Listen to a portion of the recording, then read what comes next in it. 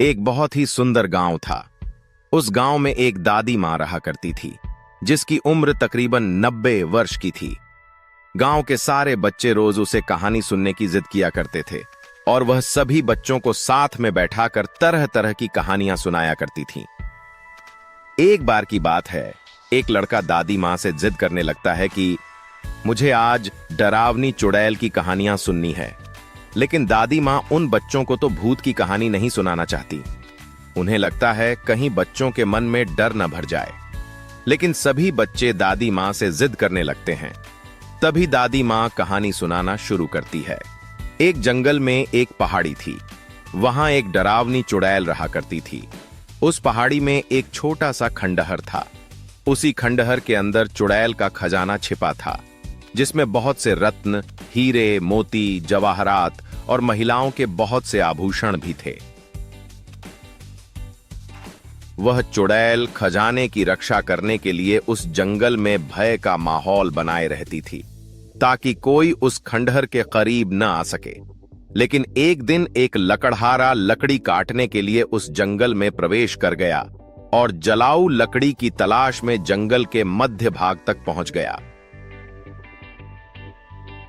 जहां उस चुड़ैल का खंडहर बना था।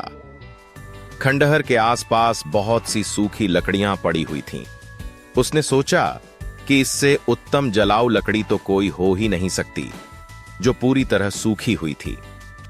वह लकड़हारा खंडहर की सीढ़ियों से लकड़ियां इकट्ठा करता हुआ आगे बढ़ता गया। जैसे ही वह द्वार तक पहुंचा, वहां एक बहुत ही विशाल दरवाजा था, जो पूरी तरह लकड़ी का बना हुआ था। लकड़हारे ने आज से पहले इतनी खूबसूरत कारीगरी कभी नहीं देखी थी।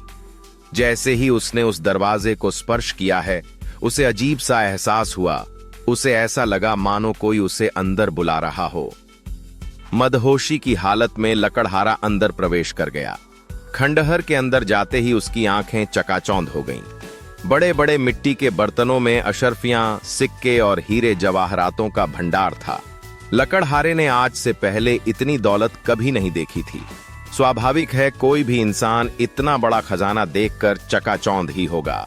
तभी खंडहर के अंदर एक आहट के साथ दरवाजा बंद हो जाता है और जोर से हवाएं चलने लगती है।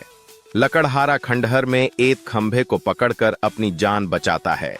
तभी वह डरावनी चुड़ैल अपना भयानक रूप प्रकट करती है।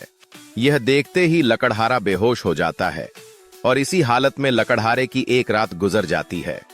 और जब लकड़हारे को होश आता है, तो वहां चारों तरफ केवल पेड़ ही पेड़ दिखाई देते हैं। लकड़हारे को कुछ समझ नहीं आता कि वह यहां कैसे पहुंचा। लकड़हारा अपने कुर्ते की जेब में हाथ डालता है, तो उसे एक सोने का सिक्का मिलता है। वह यह देखकर बहुत प्रसन्न हो जाता है।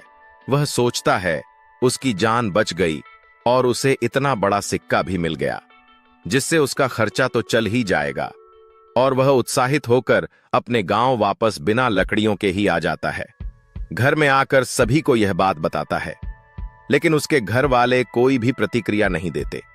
उसे लगता है, मैं इतनी जोर जोर से सबको अपनी बातें बता रहा हूं, लेकिन कोई मेरी बातें सुन क्यों नहीं पा रहा। तभी वह पास में ही पड़े पानी के बर्तन में मुंह धोने के लिए हाथ डालता है, लेकिन वह पानी की एक बूंद को भी स्पर्श नहीं कर सकता।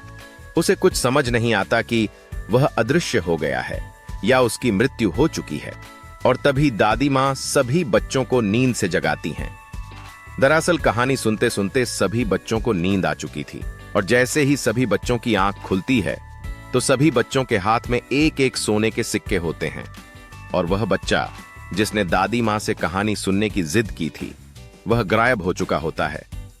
दादी मां चारों तरफ उसकी तलाश करती है, लेकिन वह कहीं नहीं दिखाई देता। सभी बच्चे सोचते हैं, आखिर वो गया कहां। वह बच्चा रहस्यमयी लद्धका बनकर रह जाता है।